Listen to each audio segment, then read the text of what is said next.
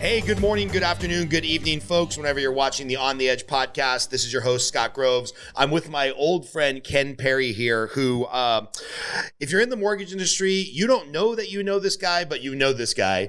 Ken is the owner of the Knowledge Coop, which is probably the largest or fastest growing delivery of basically mortgage training. So anytime you've had to take your sexual harassment training or your HMDA data training or your compliance training or your continuing education, like Knowledge Coop does some of that. They do a lot of guideline information. They are basically the repository of information training in a technology wrapper for the mortgage space. I hope I got that right, because I know you guys do a whole lot of different stuff, but I want to hear about your journey from like loan officer to like building a tech company to getting out of the day-to-day of having to answer realtor calls and make a real business and a real lifestyle for yourself. Because I think a lot of loan officers dream of like filling some missing niche in the mortgage business that doesn't revolve around calling and begging for business. So I want to hear about that. And then just want to hear about your journey into like mortgage and tech, because those two don't usually go together. When I'm talking to people, I'm like, yeah, technology in the mortgage space is about 15 years behind.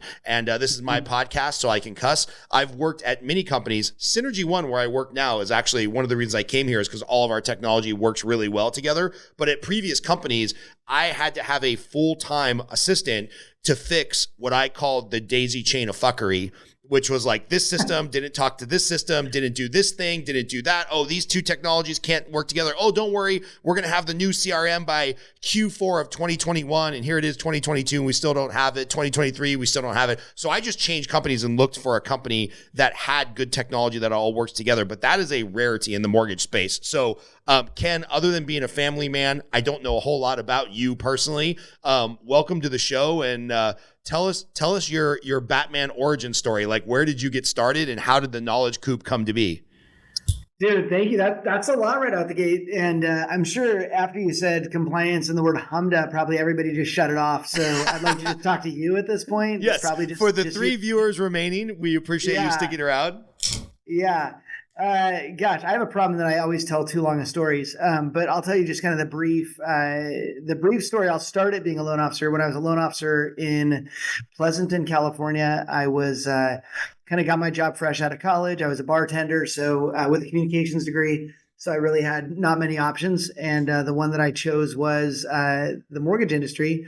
I got in because I had a buddy who was in the mortgage industry. He's like, dude, I have people that are hiring. I'm like, I'd like to make money. So literally the same origin story of everybody that got into the mortgage industry is you were doing something else and a friend said they knew somebody that was hiring. Yeah, nobody actually grows up wanting to be a loan officer. No. And people always ask me, they're like, well, don't loan officers have backgrounds in like economics or math or what? I'm like, I know, no, those people get real jobs as like analysts and stuff. The mortgage business is salespeople who happen to learn math. Yeah, no, that's fair. I never considered myself a salesperson. Every job I had from like the beginning of my life, I ended up being a trainer. And so I would always just fall in love with the job. Then I would fall in love with helping people see the light and helping them understand how to do that job best from, everything I've done. So when I became a loan officer, I just like talking to people. And so I remember when I first walked in, I looked around the room and I'm like, so who's doing the most loans? Like, I'm very competitive. And so I kind of looked around like, all right, how many does that person do? How many does that person do? And what was interesting is they're like, oh, that person does like 2 loans a month. And I'm like, why? How many can you do? And they're like, you can do as many as you want. And I'm like, well, then why do they do 2?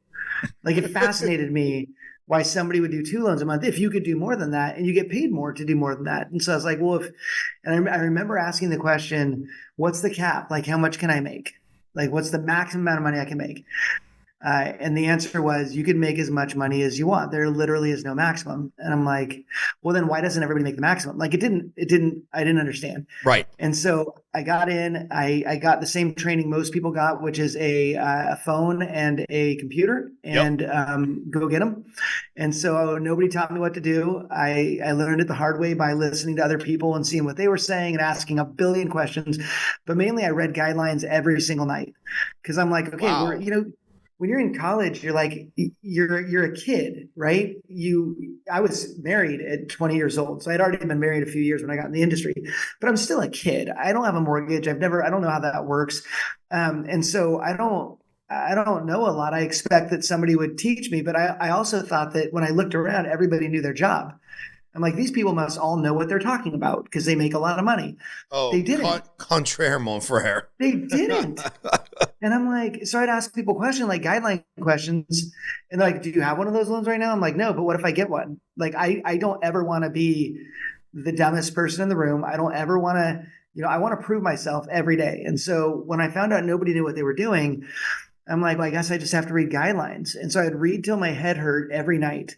And then I would put it down. And the next day I'd wake up and I'd read till my head hurt. I would literally read until I get a headache. And I rarely get headaches, but I was filling my brain with a new language that is mortgage. And so, and everybody around me kept using initials and DTIs and LTVs. And now we have HIPAA moles based on the APOR. Like there's so many things that like nobody stopped to be like, by the way, here's how you calculate that. And so I just learned it. I just studied and I found that if I knew what I was talking about, I was way more confident. And so if I had just studied, like I could have told you what the shared well agreement had to have in it and a countrywide loan. Like I knew it all because I had to, because I never want to go in front of a bar we're not knowing. And so I quickly became their highest producing loan officer.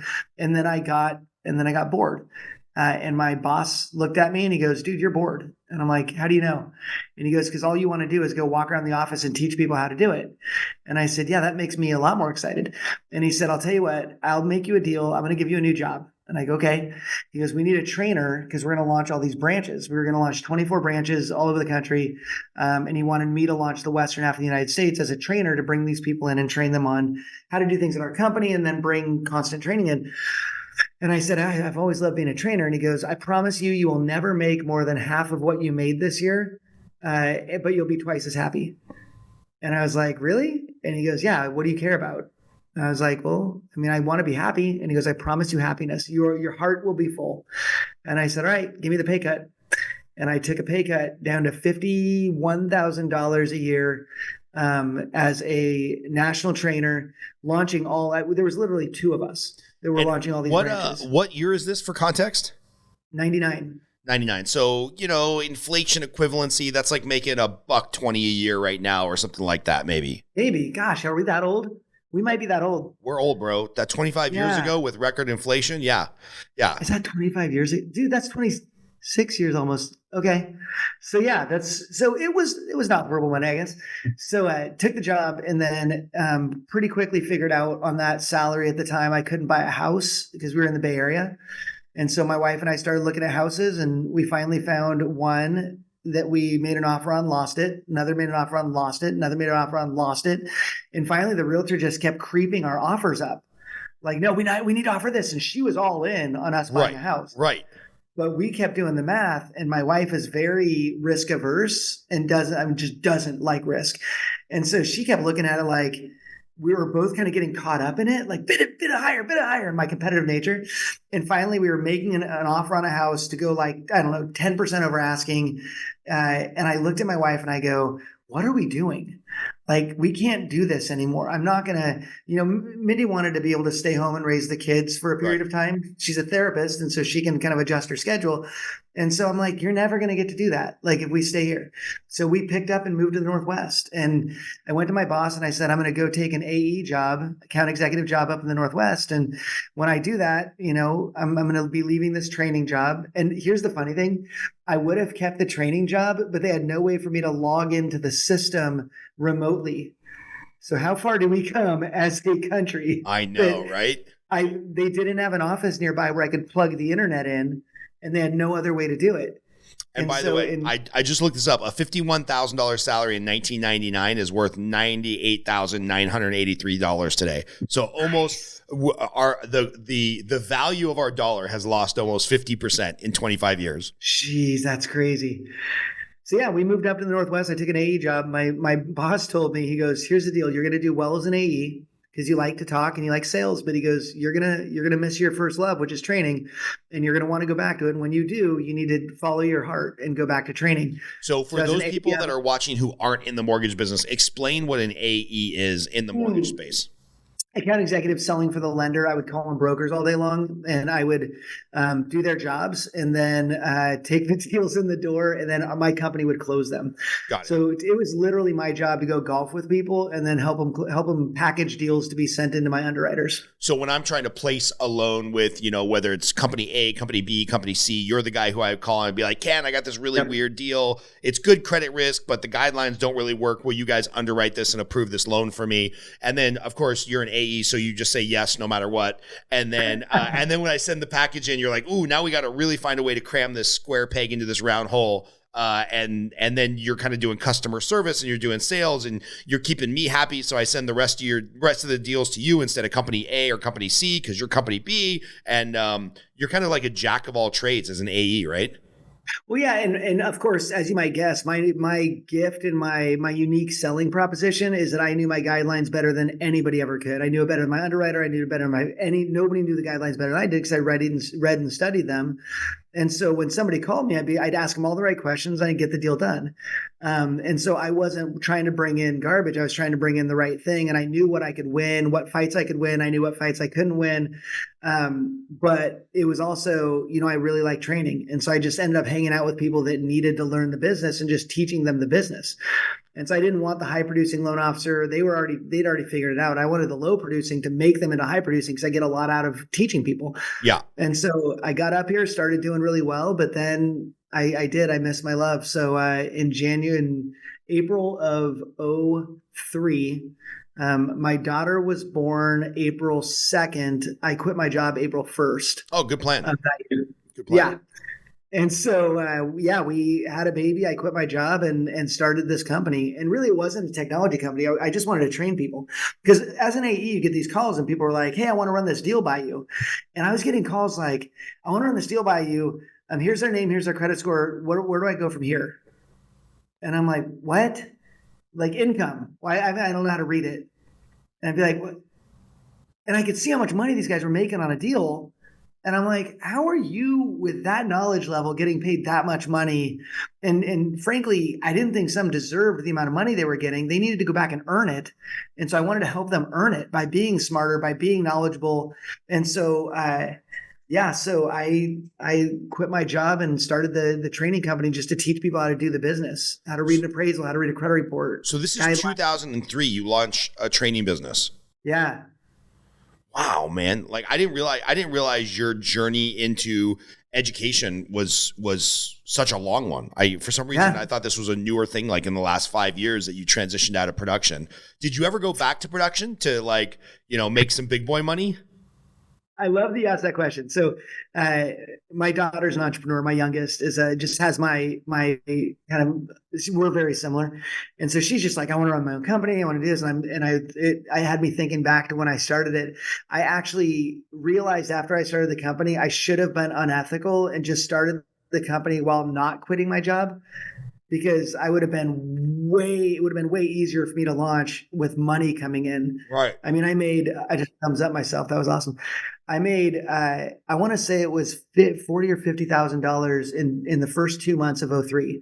I made $4,000 in the last 10 months. Yeah. Total, not per month. Total was about $4,000 in total.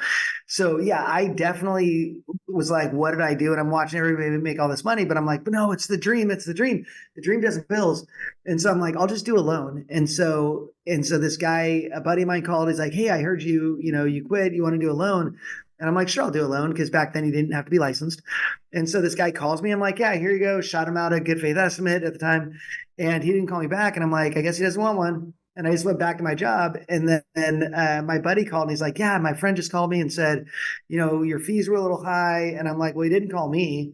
And he goes, are you going to call him and talk to him? I'm like, I don't want to deal with that. Like, then I realized it's kind of a full-time job to do loans. And I don't want to deal with borrowers ever again or have to go out and dig up deals. And I was like, it's a full-time job to do loans. I'm 100% committed. It is a full-time job to do mortgages if you want to do them right.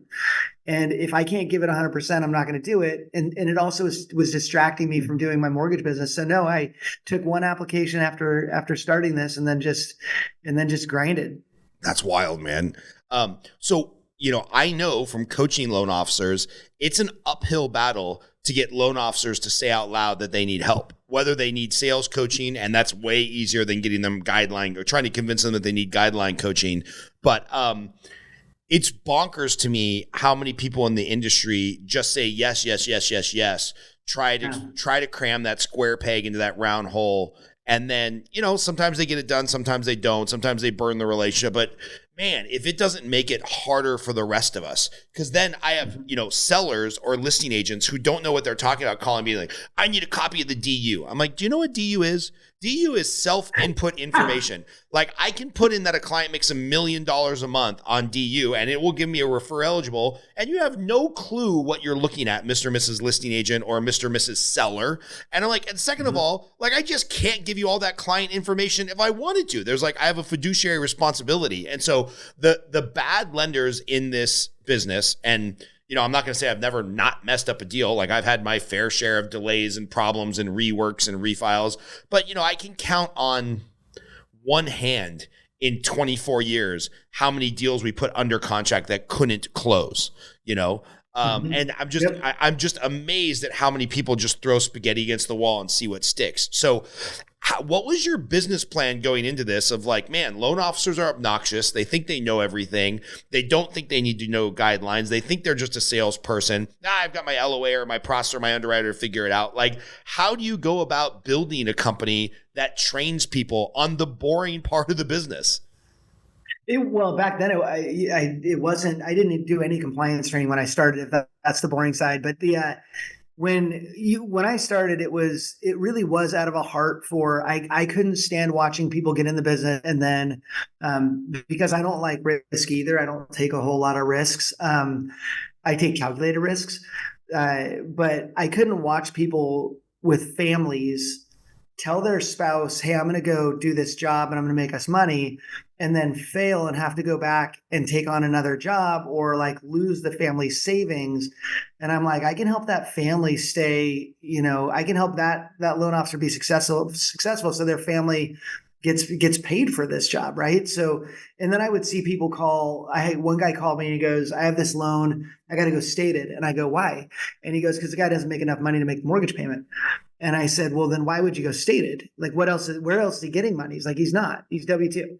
I'm like, so you can prove the guy can't afford the payment? And he goes, yeah. And I said, and you want to do this loan? And he goes, yeah.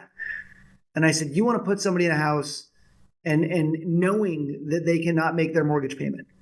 He's like, yeah, that's why we're going stated. Did not understand.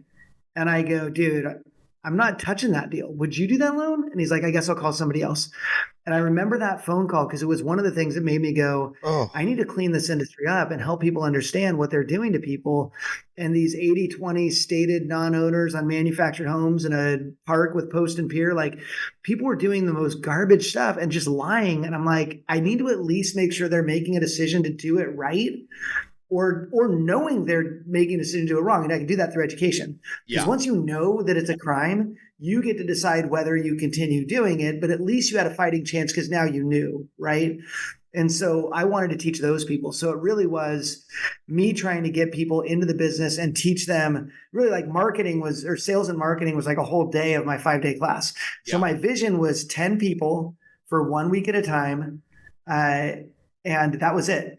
Train 10 people for a week on all the aspects of the mortgage business, and then send them out to be loan officers. And some of the people I trained in 03 and 04 are still some of the most successful loan officers in the Portland market who went through my class. So it was really just me, here's a great tip for anybody who's an entrepreneur. Everybody who tells you they're going to use you for this business that you're about to start most of them are lying. And they're not being mean. Take a deposit. But they're a deposit. Oh, dude, I'll totally do that. My gosh, yeah, that sounds great. Because people don't want to break your heart. And so they'll tell you things you want to hear thinking that they're doing you a favor. Mm-hmm. Your best friends are going to be like, no, I'm not going to buy that. And here's why. And here's what you can do to change that so that I'll make that purchase. So when I was an AE, I was talking to my clients. I'm like, I'm going to start a training company. Would you guys send people to me that you hire and I'll train them? Oh, everybody's like, absolutely, dude. We're going to hire 20 people next month. Woo! And I learned early on, they're all just making stuff up to make you happy with good intentions.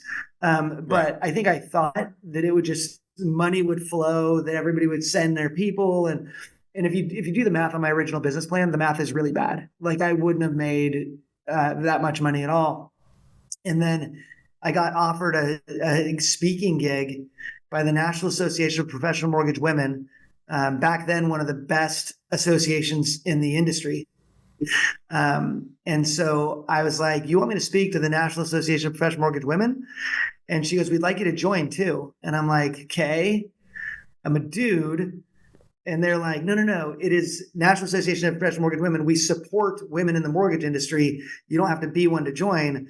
And I heard their story of where they began, and I'm like, this is the most cool thing ever. The MBA wouldn't allow women into their meetings, and so the women had to go somewhere to get education. So they formed an association in the '60s that still exists. So I got a speaking gig, and this woman over lunch said, we want to book you for our regional event. What do you speak, or do you speak? I said, absolutely. And I never had. And I debated in college, so I know what I'm doing. And she goes, I go, what do you want me to speak on? And she goes, well, we want like a compliance topic. And I'm like, oh, absolutely. And I had read in the paper that morning the do not call laws had just passed. And I'm like, how about the do not call laws, like telemarketing rules for mortgage people? And she's like, oh, that would be perfect. So do that. And so I studied, I literally researched for 3 months, called the FTC, just dug deep into this class, and then gave a speech on it. And it was stand-up comedy, and they walked away learning something. It was amazing. And I'm like, if I can make people laugh while teaching them, like I want to do that the rest of my life. And I caught the speaking bug, and then it just went bonkers from there. That's awesome, man.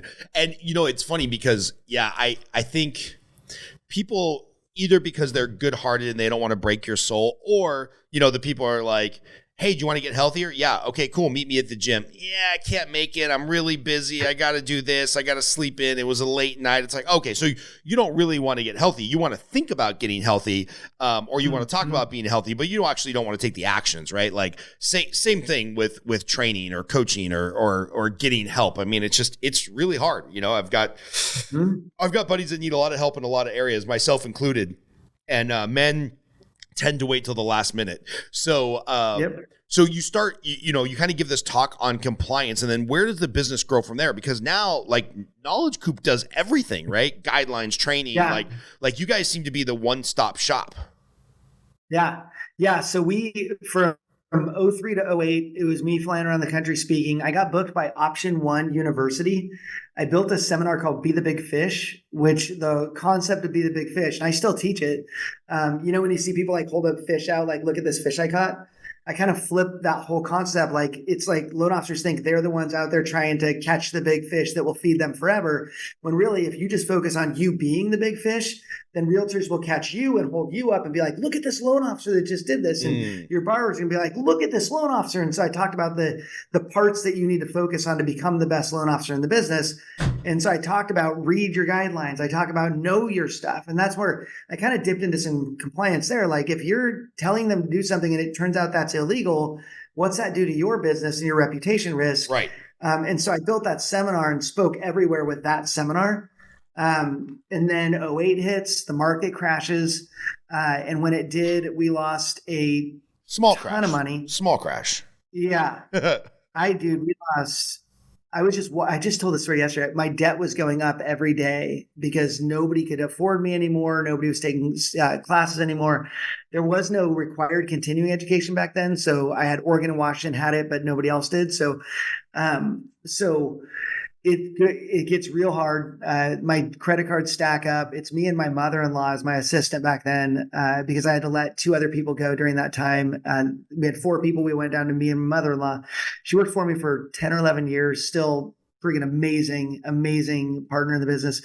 And so I called Alaska Airlines, the 𝗣𝗲𝗿 card, to try and get $5,000 more on my credit limit. Because if I could just get 5,000 more, I felt like it was all going to turn around and we'd be okay. I have a $100,000 limit on my Alaska card because of that 08. Because I just kept having to call and get him to stretch it. And finally, I said, I just need $5,000 more. And she goes, okay, we got it approved. And I was like, and just breathed. And I had this peace. And I look outside, and an owl flew up and landed on the tree right outside my window and just looked at me. And I just found this piece of like, this is going to work. So Yeah. So '08's horrible. And what happened was this kind of did some cool stuff. I went to my clients and I said, I'm going to give you a seminar. I was booking for $5,000 a speech. And so I went and said, I'm going to give you a seminar for $250. And it's called 5 Ways Out of the Funk, the 5 things you need to do to get through this difficult time. And so I went from a $5,000 speech to a $250 speech, still, made very little money that year, but invested back in my clients and said, I want to help. Like, I think we can do this. I think you guys can get through, but you got to do it right. And so I taught that. And then as we were coming out of that is when we launched the tech, and that was in 2012. We launched the technology. Dude, to drop your speaking fee by 1/20th, to lay off the staff, to be going into credit card debt, a lot of people don't make it out of that spiral. Like, they don't, obviously you had some maturity about you because you got married at 20. You opened a company very quickly after learning how to do loans. Like, I just don't think most people make it out of that tailspin. Why do you think you and your family, your wife, your mother-in-law, why do you think you guys were able to weather the storm, right? Because there's a lot of people in 2009 who, still had their Rolex from the good days, and they're waiting tables in Newport Beach, or they're serving coffee, or they're a waiter at CPK or whatever. Like, what was different about you guys and how you would either set yourself up, or your resiliency, or your faith in the business, or whatever? Like, how did you make it? Good question. So interestingly, 5 years into the business, so that would have been '08. We're in the heart of the really bad stuff. It's April of '08. So companies are shutting down everywhere. We're not looking good. I'm scared to death. My wife threw me a 5-year business anniversary party. And we did that. And I looked at her and I'm like, honey, this is like, I don't know how many years I can make this work. Like, this is a struggle. And she's like, do you know how few companies make it 5 years? And she gave me the stats. She's like, look at us. And that party like invigorated me. And then my business partner, I had a mentor who was my business partner for a lot of years. And he was just an advisor. And he called me up one day and he's like, how are things? And I'm like, they suck. He's like, how? Like, and I told him how much in debt I was. And he's like, why didn't you call me? And I go, I was embarrassed and ashamed. Like, look what I did. And he goes, first of all, do you think you're the only company to ever go into the red? And I said, yeah, it feels like it. He goes, every company goes into the red and then they work it out and they go back into the black and then things are fine. He said 2 things. He goes, do you still love what you do? I go, I love my job. He goes, do people still need what you offer? And I said, yeah. And he goes, then we keep going. And so he gave me that speech. So between my wife and Frank, I got that motivation to go better, with Pam working at the office, helping me believe. And then here's the funny thing, especially because the podcast that I had you on, I think I may have mentioned this, but I got this thing online that said there was a conference called DevLearn that was coming up, and it was a tech conference. It was like $2,500 to attend, I think, and I didn't have that kind of money. And I'm like, but I'm supposed to be there. And I went to that conference, and it was at that conference that I decided on launching the Coop. I met a couple technology companies. I'm like, we need a tech that can bring community to the mortgage industry. They can give them a place to go as a resource for training, that can give them all of the information they need. And then also they can help companies communicate with their people. Because I was noticing that in hard times, '08, '09, nobody was communicating with their teams. Like, they were separate, and nobody was doing video conferencing back then or anything. Right. And so I came back from that conference. That was 2011, 2012. I meet my devs who are still my devs. They had a startup company that had just started. We started working with those guys, and we built the Knowledge Coop to give people a platform where they can go and train all of their people. So for companies, you can use our software to train your people, and then you can use our training to deliver training as well, and then organize all of your communication and all that. So I built that and went, I think this is actually going to work.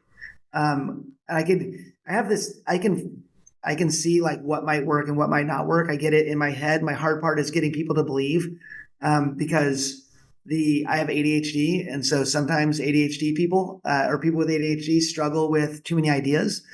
And so if I fire 50 ideas at you, but I know this one is really good, it's hard for you to be able to tell that that's the one that's good, because it's just like all my other ideas. And so I came back from DevLearn. I'm like, I want to launch this thing and it's going to be this. And my salesperson quit. She's like, dude, you and your freaking ideas, I can't support you. You're driving me insane. Let's just sell what we've always sold. And I'm like, that's boring. And we need to sell, and so I had this idea and then worked with the devs to build it. We put our first client on it in 2012. And then the tech's just grown from then. And then we bought the tech company in 2020. We bought that startup, and now they're part of our family. And so tell us all the things that the Knowledge Coop currently does in its current iteration, because I use it for guideline searching. I use it for a bunch of stuff. And so what is the core offering of the business now? Often. So Knowledge Coop does basically everything you need to learn, grow, and win in your company. I like that. So that's kind of our general learn, grow, and win. I like that. So it's our general concept. So we have two basic platforms, right? We have one for enterprises where a lot of our clients will use us as their intranet. They use us for all their corporate communication. You can upload a video straight off your phone into the system and assign it to people to show that they've watched it. And so they use it for all their corporate communications and corporate training. Our other side of it is the individual user, which is what we call Coop Plus. Coop Plus is where any loan officer can log in. You can use our AI tool for guidelines now. We just actually launched Fannie, Freddie, FHA, and VA AI, which is already saving deals all over the place. Because what we know is that a lot of underwriters do things based on how they've always been done, but they don't really pay attention to the changes. So you can go in there and go, like our favorite search is on FHA search, can I do a lava zone in Hawaii? And if you don't know what those are, Hawaii is zoned like riskier areas for a volcano. And so we just typed in, can you do a lava zone in Hawaii? And FHA comes back. Our AI goes, yes, you can. And here's how you do it. Here's what we need. And then gives you the guideline where it found it. And so now loan officers can get the right answers, turn that over and show it to underwriters and be like, actually, we can do this. And it's freaking amazing. You just have a conversation. That's amazing, man. And it helps you close your deal. It's insane. So yeah, they do that there. They take all of our training. We've got 100 hours of training we've created over the last 3 years.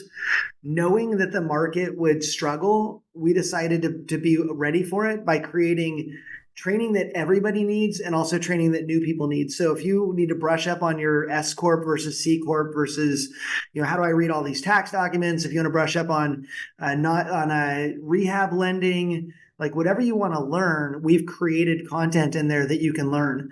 So think masterclass style training for the mortgage industry with certificates and with all the quizzes and all that stuff. So we've got legit classes in there along with all the CE and pre-licensing education that loan officers need. So and then we've launched the podcast Lessons from Last Time. Which is funny. You were on that, and that is, that was another one of Ken's ideas that people are like, another freaking idea from this guy. And I'm like, no, but this is the one. This is super cool. I had to put this thing on my back and I had to literally walk around selling this like, hey, I bet this is going to work. And I was doing it on like the front office, just like, come on, somebody believe in me. And that was originally going to be lessons from '08 and what people had gone through and how can we plug those things in and get through this time.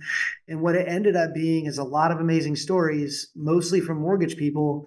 I don't know if you heard the Craig Davis one yet, but I haven't watched it yet. No. Dude, how do you tell your 11-year-old you have cancer? Like he goes through that process. There's been drug addiction. There's been we've talked through spouses with cancer. We've talked through, just some of the most difficult things in life that bring you that perspective of actually we are okay. Like the mortgage industry getting to be tough. That's the mortgage industry. Right. Your wife being in the hospital and you having to figure things out while dealing with struggle, like that's real. And so the podcast is us sharing story. I don't care if it's a free podcast and I get nothing from it financially. Right. But the having somebody walk up at a conference and say, my wife has cancer and I've been watching your podcast and it's gotten me through is like, I'll take that over money every day of the week. So so we've the podcast was originally an expand the brand kind of a thing. Like people will introduce me as the compliance guy. Right. And it's like, actually we do a ton of stuff and the tech is freaking dope.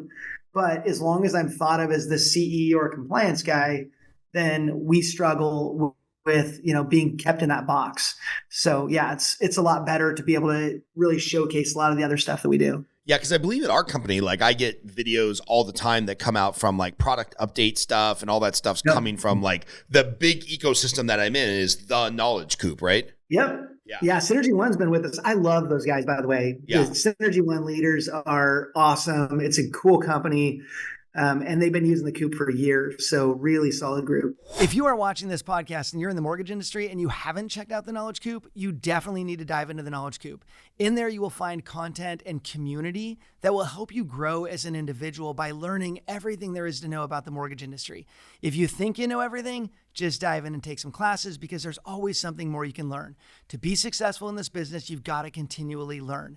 In addition, if you're a company and you want to teach your people in your own environment, we've got that in the Knowledge Coop Enterprise Services. So reach out to us, check out knowledgecoop.com. Definitely join Coop Plus. Let's get back to the podcast. You know what I like is that, how do I say this politely? I've worked at other companies where they're super good at mortgages.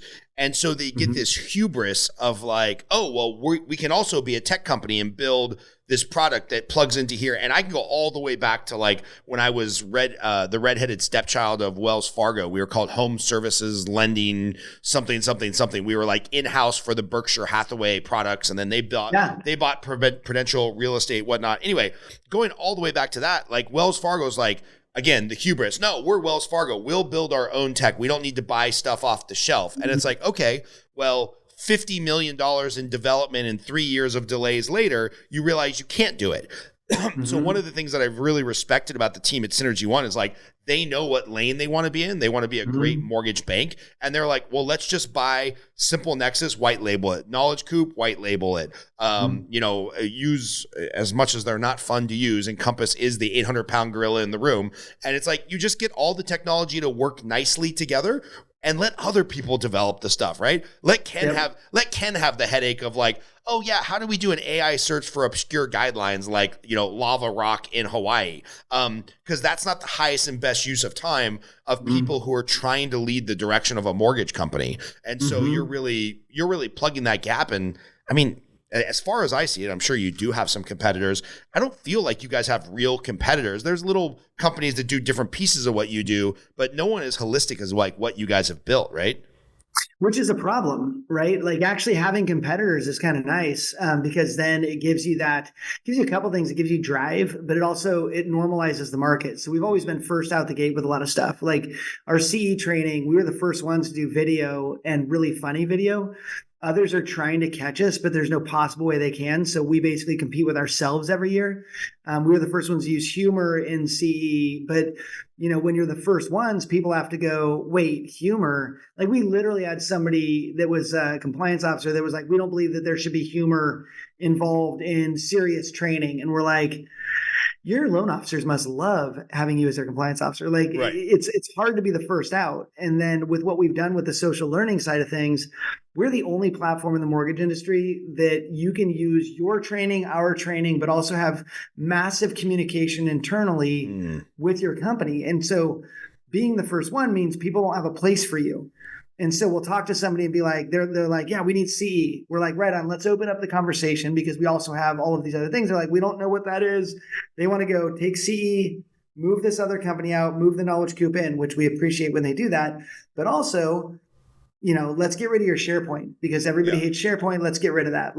We can do internal video conferencing but you're going to use Zoom. So the trick is getting people to understand your use case when they don't currently communicate effectively in their company. Yeah. And by the way, I think solving that problem is going to even become more critical, right? Because the idea of getting processors and LOAs and loan officers back into the same place. I mean, thank goodness I was able to find a partner loan officer who happens to live right down the street from me. But my loan manager is in San Diego. My LOA/loan partner is in LA. My underwriter is in wherever she is, Colorado or something. And it's like, luckily we're all West Coast teams, but I've had other teams where it's like, oh yeah, the manager running the pod in Phoenix is in Louisiana. It's like, well, how does that happen? You know, if they have kids, just like the time difference is like, I don't want them to be a horrible parent, right? But I also need them to be available right in the middle of dinner time, because that's when I'm trying to close up my day. And so I think that that digital internal concise communication versus we have 9,000 emails a day we have to respond to, like that's just going to become more and more relevant as people become more and more detached from like the office. Mm-hmm. Yeah, I mean, when the thing we were trying to solve is the amount of people asking the same exact freaking question. You know, when somebody wants to know what the guest Wi-Fi password is at corporate, the same people are getting, they're like company all an email. Does anybody know the guest Wi-Fi? Like there's certain questions that don't need to be asked 8,000 times. And so we kept meeting with people that are like, I have a PDF with all my answers, because every time I get this stupid question, I just copy paste it from the PDF. And it's like, why don't you answer it in one central database where as I'm typing, I can search for the answer. And if I find it, I don't have to bug you. Right. And so we save hours of underwriters' times, hours of processors' time. Like just ask it in a place where we can actually get the answer and make that answer searchable. So like if you're rolling out Encompass, you should just ask and answer every question people are going to have. And that way, when they type the question, they get the answer. Yeah. And if it needs to be updated, they'll be like, is this currently the answer? It goes forwarded back to the person that answered it. They can then answer again. Like, let's keep the open communication so we're not having to deal with these like siloed departments not knowing what everybody else is doing. I love it. And, you know, AI is obviously one of the big buzzwords of today. But what does it mean when you're bringing AI into guidelines, right? Because how do I put this politely? I have wanted to see mortgage companies do one of two things. Hey, we're going to have this massive cost savings where we get rid of all the human underwriters and you follow the letter of the law of DU or the guidelines, and that's it. There is no exceptions. There is no interpretations. There is no anything. But you're going to have the sharpest price in the market because we have no unders. We have no humans. It's all underwriting. It's all automated underwriting. But you're only going to be able to do like 60% of the deals you think you're going to do because there's no room. Or we have to have top-notch underwriters who understand how to fight the fight with Fannie and shove the deal down their throat and interpret guidelines because they are a guideline, not a rule, and like some make sense stuff, right? And what I feel like the mortgage industry has, this is not unique to the company I work for or any other company I've worked for, I feel that we have is like a mixture of the two where it's like, well, when it's convenient to go to the guideline, we do that. But when the underwriter wants to say, well, no, my interpretation is different of this, they go to that. And it's like, we just live in this half pregnant world all the time in the mortgage industry, which is quite frustrating. It's super frustrating. And I mean, I wish I would have had this AI tool when I was a loan officer because I had to read all those guidelines. I still recommend everybody reading guidelines, right? Nobody wants to, my favorite statement is you're not going to get replaced by AI. You're going to get replaced by somebody who leverages it better than you. Yes. So with our AI, you're using it to just show what Fannie, Freddie, FHA, and VA have said about that thing, right? So you're finding deals that you didn't know existed, and then you're just showing it to the underwriter. The trick of underwriters is we could have fewer underwriters or underwriters who are doing more things. If we use AI to make that job easier. One of the scariest things is when somebody says that, you know, they don't want to use technology because what about my job? You're going to need to figure that out because you'll be beat by somebody that leverages that technology. Yeah. So the big thing is if we can now think about this, if we can make AI make underwriters' jobs easier, make loan officers' jobs easier, what else could they be doing? And with all the stuff happening with NAR, and the chance of now we're seeing a lot of realtors jump over to the mortgage side and get those mortgage licenses. Could we have underwriters and processors verifying, you know, documents, following up on the appraisal or on the what happened to my brain just now? When they go in and find out, they do the holy wow, look at this. When they go in and do the inspection. That was a hard word to come up with. Could they be following up on inspections? Could they be following up on addendums? Could they be creating addendums? Like, what could we do at the mortgage level that is currently being done by other areas? And so expand our brains to go, shoot, an underwriter can do more than underwrite loans because we can take a lot of the burden of the underwrite off their hands, and then we can utilize them in different areas potentially or to do, you know, bigger things. So I tend to believe that most underwriters I've ever worked with are smart people. They're intelligent. They could be forward thinking if we empowered them to get out of this lane.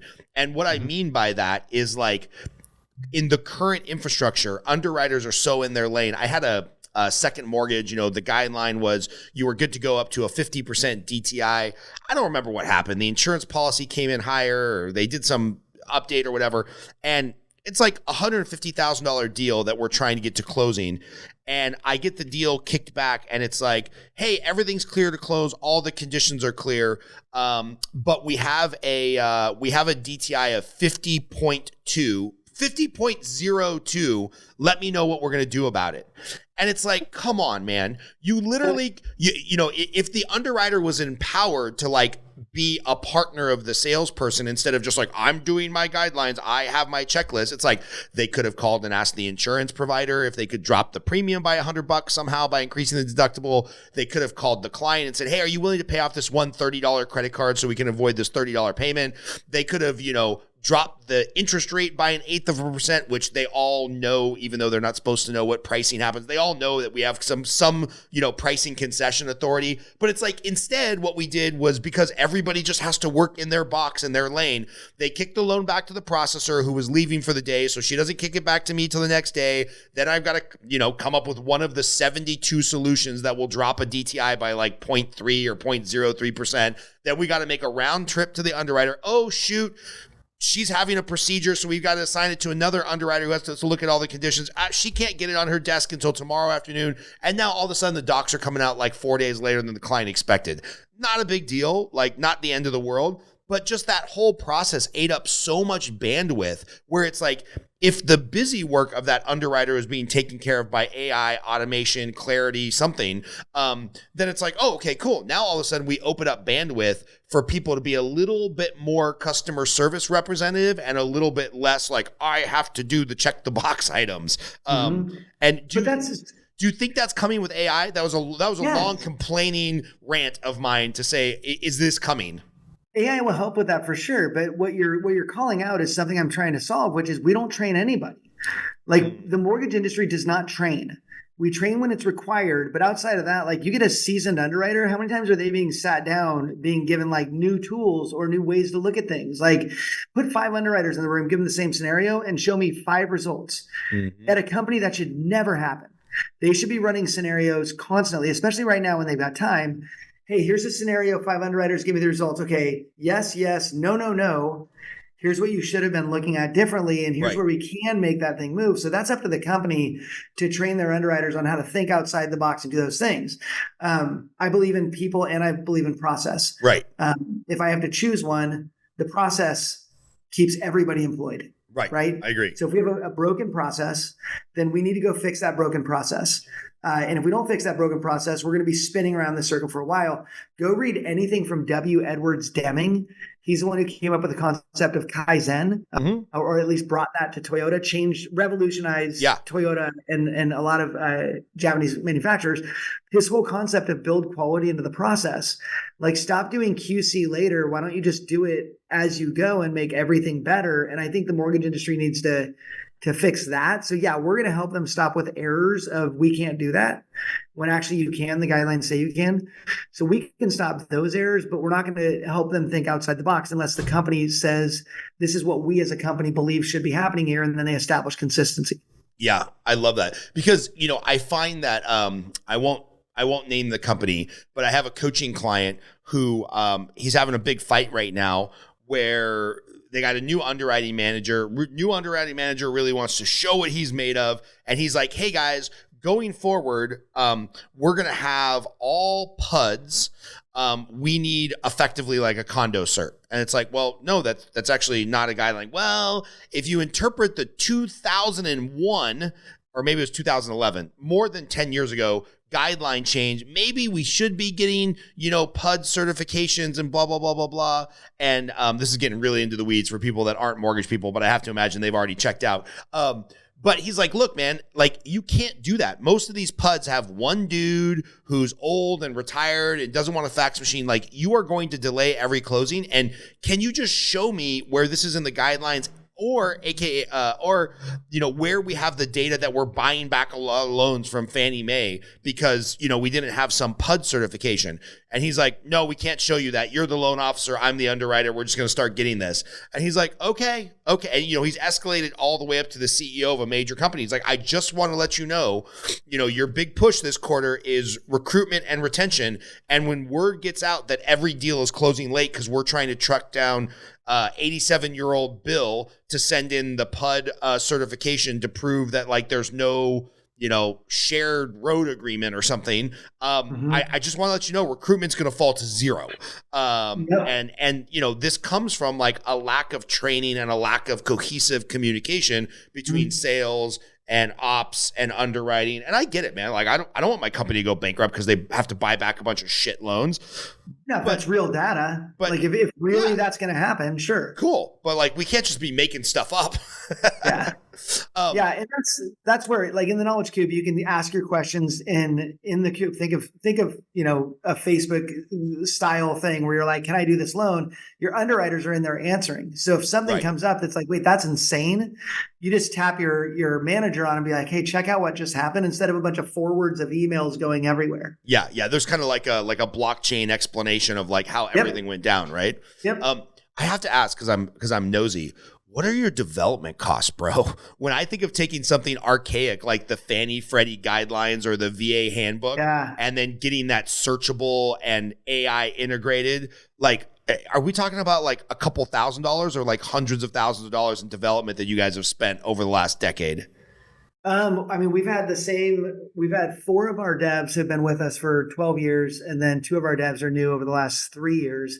But we just have salaried developers that we pay to do all of that work. So we're not paying on a per basis. We're just going, we run in this guy as a consultant who's a freaking beast, genius of a man, systems guy, did a startup in the Silicon Valley, grew it a ridiculous amount of money. And so he came in to look at everything, and he's like, oh man, I've got a better way for us to do this. So now we do everything on sprints. So we have a 3-week sprint, a product, 3-week sprint of development, 3-week sprint, and they go simultaneously. So like I can tell you what's going to come out in the next 3 weeks. In fact, we're 2 weeks into our current sprint. And then when we're done with that one, we'll go at the end of 3 weeks, go to another one. So we're banging product out constantly. And they're never bored because they've got so much, growth. And then the whole process, like I sign off on, yes, this is exactly what we want in the next 3 weeks. It gets handed off. I sign off like, yeah, this is what we got. So it's just it's a amazing system right now, and it gets better. And we just launched the app, Knowledge Coop Plus app. You can get it in the App Store or on Google Play. We did that December of last year. So they just pump out a ton of amazing stuff, and they're part of the team. So they brainstorm with us. It's not like we're sending them requirements. It's like they're on the brainstorm calls going, we want to make sure loan officers will buy this. Like, what is it that they will, be helped by? So they're genius. Like as the CEO of the company, that's your role, right? You're the CEO of the company. Is that correct? Yes. Okay. As the CEO, is this your full-time job, is basically envisioning the roadmap of how we get better, how we add more value, managing the projects? Like, do you have a 3-week, 3-month, 3-year roadmap for where everything goes? We do. That's not my job though. Like I used to have a lot of jobs, because anytime you're a founder, you end up picking up quite a few roles. And the trick of a founder is to be able to get as quickly as you can to get other people to run the company so that you can go do the work that you need to do. So I am definitely the vision guy. I meet with the team and cast vision over what the industry needs. And then I fly around shaking hands, kissing babies, and golfing a lot. So I have 2 people that run the company. Thank you. I have 2 people who run the company, and they basically make all the decisions. They bounce stuff off me, but I'm to the point where they are running it. And so I really just fly around speaking. I fly around golfing, meeting with clients. I was just out in Vegas. I should have called you, dude, but I was so slammed this last week. Oh, we were busy. My 3rd Vegas trip this year. But I was out at a client's leadership meeting and just chatting up with them, and golfed over at Arroyo. Great course over there right next to Red Rock. I just get to do that stuff. But yeah, as far as like directing, this is where we need to be going, that's on me. I love that, man. And what do you see as the vision for the mortgage industry? Like, where do you see it's going, right? Because I'm of two thoughts. Technology should make it easier and easier and easier to do a loan without a loan officer.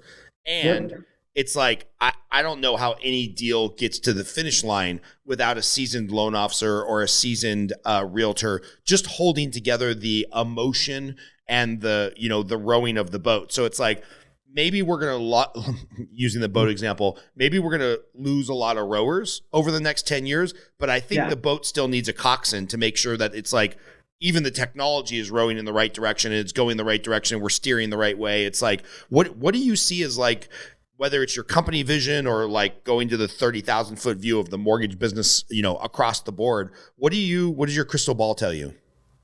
For the mortgage industry, I think we do. And what's funny is what I'm about to say, we're going to look back at in 2 years and see if I was right. So it's always funny when you make predictions. It's nice to date stamp this stuff. Thinking of 2026, Ken, looking back at this going, you're an idiot or you were super smart.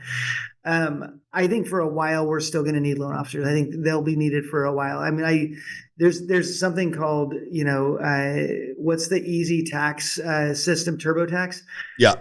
I don't use TurboTax. Like there's a need for a lot of the bigger work to be done when thinking is involved. And so, yeah, you can use tech for a lot of things, but still putting that deal together and making those connections and having those people trust you. People don't trust AI for anything right now. So I think we're a ways away from that, competing with real loan officers without real loan officers being part of the transaction. So I think we're still on that. I think it's still a relationship game. And so if I was talking to a loan officer right now, I'd be like, go build more relationships, like build more solid relationships, because that is still the thing. You have to think of like, what do I have that AI doesn't or that tech doesn't? Right. And then focus on those things, right? Because you can make a video right now of this podcast and deepfake could pretty much pump out a pretty solid content with you and my and your face as the people, right? So then what do I have? If information is super easy to gather, then where do I come in when it comes to teaching, right? Do I need to teach you when everything could just be found for you? So I always have to look at, it's a good thing I deliver well, right? It's a good thing I can stand up in front of an audience and make people laugh and keep them engaged, because if it's just information, that's like the only business you're in, you're screwed, because information and information gathering is done.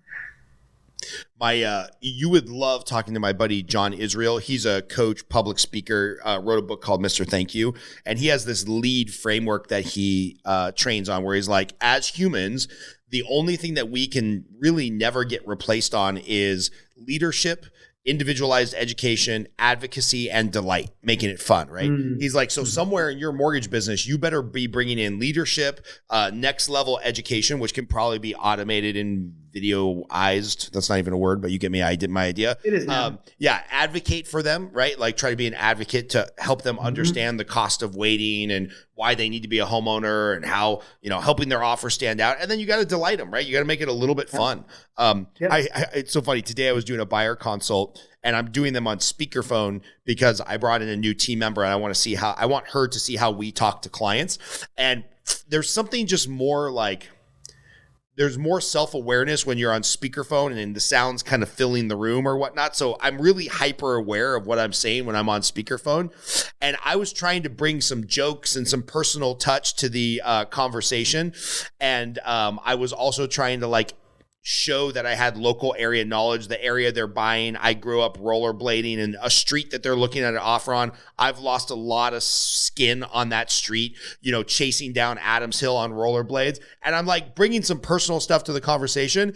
And the wife was totally into it. She was laughing. She wanted to know more about the neighborhood. The husband didn't want to have anything to do with it. He's like, well, tell me about why you're better than the credit union and why you're better than these people. And I'm like, and I finally just had to say hey man, at the risk of losing this deal, I just have to tell you that the rate's probably the 10th most important thing when we're looking at putting together a loan. I understand, shame on our industry. It's the only thing that we have taught the consumer to ask, but you guys have a really unique situation. It's a little janky, I didn't want to insult the guy, but I was like, one of you doesn't work, AKA the husband. I'm like, the wife makes all the money. And we got to find a way to really piecemeal this together. Oh, and then by the way, you're low money down in an area where every property is getting 20 offers. So if you think you're going to go through the credit union who's open 9 to 4 and can't send pre-approval letters on the weekend and et cetera, et cetera, et cetera, this is why we might want to work together.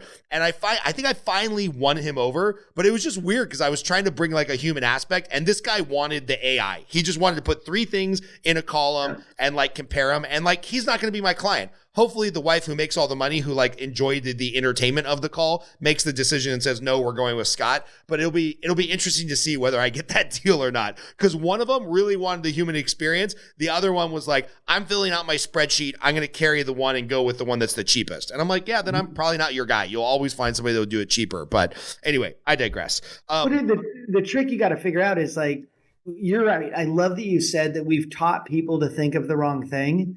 We've also taught them to think of us as a one-time purchase. Right. And so that guy's like, I'm acquiring something. I'm going to use you to get that. And we're not going to talk again. Like their brain doesn't go to, you're going to be a support person for me in my financial world for the next rest of my life. We don't communicate that effectively in mortgage. Right? If you were to say, here's who I am for you for the rest of your life. You came, welcome home. Right. Like I got you. Here are the things that I do every single year for you to earn your business for every single deal we're going to do. Like we're partners now on your financial business. For your financial world, I'm your partner. Yeah. And so instead we're just like, come get this rate right now instead of here's what we're getting involved in, because then the personal stuff matters a lot more. Right. Right. I want a good relationship with somebody. If I'm going to be sending you business or sending you my business or using you, I need to like you. Right. And I need to know, what is our over your career experience going to feel like? And you mentioned, obviously enterprise accounts are like the holy grail for you, right? Because you knock down 200 stones or 200 birds with one stone. But when we think about like, if you were just pitching an individual loan officer, what is the value that you bring to the equation? Like how, the typical, how are you going to help me fund one extra deal a month? Right? Like I can look at Home IQ, which a company I invested in. I'll be like, all right, if I send out, property valuation reports every month to 900 people, a couple of them are going to become repeat clients, stay in touch with me, remember my name, buy their second home with me, whatever. It's a little bit more esoteric when you're like, I'm helping you be smarter and solve problems. Mm-hmm. But where's the pickup for the individual loan officer who might want to invest in like Coop Plus because they're like, I want to be able to fight back against the underwriter. I want to be able to research guidelines quicker up front. Like, where's the pickup for them? It's knowing you have a source of the right information in this industry. I see stuff on Facebook, people getting advice on Facebook that's completely criminal. And I'm like, you're listening to criminals. Like our whole pitch is that we're a place that we're not going to lead you astray. We're going to bring the best experts that we know within the industry, and we're going to teach you those things you need to know to be successful in this business. And you can trust it. Right. And then building community in there is also pretty awesome. We're connecting people. You can go in there and set up a profile. You can, it really is a collaboration of people. So go get the right answers from the right people and let us help you, learn, grow, and win. So it's definitely, that's our push, is just come for the right information. Yeah.